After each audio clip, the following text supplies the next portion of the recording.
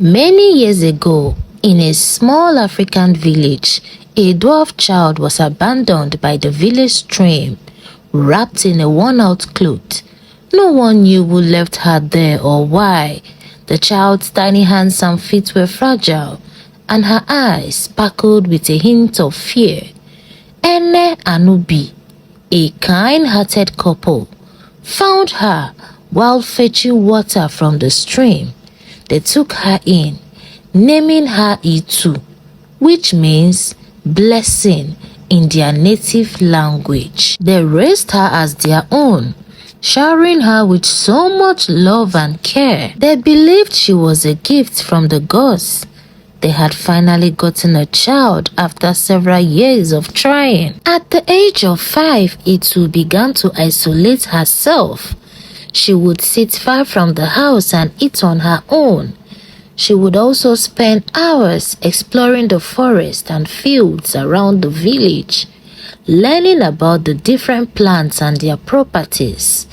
She was especially drawn to the medicinal herbs and spent many hours studying their uses and effects. She was constantly teased and ridiculed by adults and children, and she grew up feeling like she didn't belong. Itu became increasingly bitter about her stature. She hated being short and she felt like she didn't fit in. She would often cry herself to sleep, wishing she was taller and more beautiful. Her anger and resentment simmered, eventually boiling into wickedness. She began to see the world as a cruel and unfair place, and she became determined to use her knowledge of herbs to exact revenge. She started experimenting with dark magic, using her herbs to create potions and spells that would harm and manipulate others. One sunny morning, Itu sneaked into several huts, lacing their food with magical powder that made anyone who consumed food that morning break out in ridiculous dance moves. As the villagers devoured their meals, they suddenly found themselves dancing uncontrollably in the streets. Itu watched from the bushes, cackling with glee. This is just the beginning. Dance! Keep dancing. Keep dancing for Ituwa Mama. I will soon deal with all of you. Itu continued with her daily wickedness and tricks in the village. On some days, she would even make brothers and sisters touch each other inappropriately, and she would hide in the forest, laughing and chanting. Soon, Ene and Ubi discovered her evil doings, and they tried to make her stop. My beautiful daughter, we know you are responsible for all the recent happenings in the village. We are begging you, please, stop it. Please, my daughter, stop. Please, we beg you. Don't ever call me your daughter again. You said you picked me in the bush. You should have left me there to die. You should have left me there in peace. Why did you pick me up? I hate both of you. I will never stop. I don't belong in this world. I am a curse. I am a freak of nature. So leave me alone. Allow me to do whatever I want.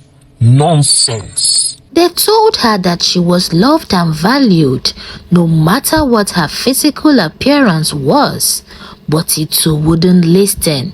She continued with her wicked and evil ways. Itu, my daughter, my beautiful child, I am talking to you as a mother. Please listen to me. Stop all these things. Wickedness does not pay. You, this old woman, stop disturbing me. Oh. Don't make me deal with you. Oh. Leave me alone. Don't talk to me again. I am warning you. Oh. Tragically, Itu's wicked and evil ways led her to kill Ene and Ubi, the couple who had taken her in and raised her. She took over their farmland and hut, using her charms to maintain control. The villagers were shocked and saddened by her actions, but they were too afraid to confront her. Now wow, when will the gods deliver us from this wicked Itu? My sister, what baffles me is that even the king is silent. Is Itu controlling the king? Has her potion caught the king? I am confused. Imagine that short thing, stronger than all the dibias in this village. My sisters, let's stop talking about it too. I don't have strength to dance, so I beg, let's go home. For many years, Itu's wickedness continued unchecked. She would make up, walk around the village, and wait for men to admire her, but no man looked her way. She became angry. She used her charms to take men from their wives, laying with them and making them her slaves. She became wealthy and powerful, but her heart remained empty and cold. She became feared in the village, and people whispered about her in hushed tunes.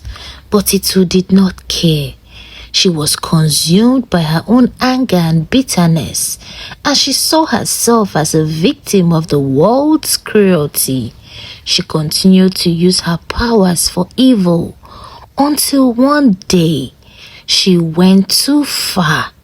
She created a potion that would destroy the entire village, and she was about to unleash it. When Uli, a young girl who had grown up in the village, discovered her plan, Uli ran as fast as she could back to her hut. She was forced to use her own knowledge of herbs to defeat Itu. She created a counter potion that neutralized Itu's spell and saved the village from destruction. Uli gathered everyone. She explained how Itu was trying to destroy the entire village. Itu was summoned to the village square. She was asked to confess, apologize, and repent from her evil ways, but Itu stubbornly refused. She vowed never to apologize. This went on for 3 days, but on the 4th day, Itu removed a poisonous leaf and she started eating it. All of a sudden, she fell to the ground and she never woke up again. Her body was thrown into the evil forest, and that was the end of the wicked, mysterious dwarf in the village. Itu's story teaches us the dangers of letting anger and bitterness consume us. Her obsession with her physical appearance and her desire for revenge ultimately led to her downfall. If only she had learned to accept and love herself, she might have used her gifts for good instead of evil. The story also highlights the importance of gratitude and appreciation. If she had been thankful for the couple who saved her life and raised her as their own, she might have lived a happier and more fulfilling life. Uli's action, on the other hand, demonstrates the power of courage, kindness, and selflessness. She risked her own life to save the village from Itu's evil plans, and her bravery and quick thinking saved the entire village. The story also teaches us about the importance of community and friendship. If Itu had built a strong relationship with the people around her, she might have found support and acceptance rather than isolation and loneliness. The story reminds us that our actions have consequences and that we must be mindful of the harm we cause to others. Her evil deeds had far-reaching consequences, and she ultimately paid the price of her actions. Thank you for watching. I hope you enjoyed this story. Do not forget to like, share, leave your thoughts in the comment section as usual. See you.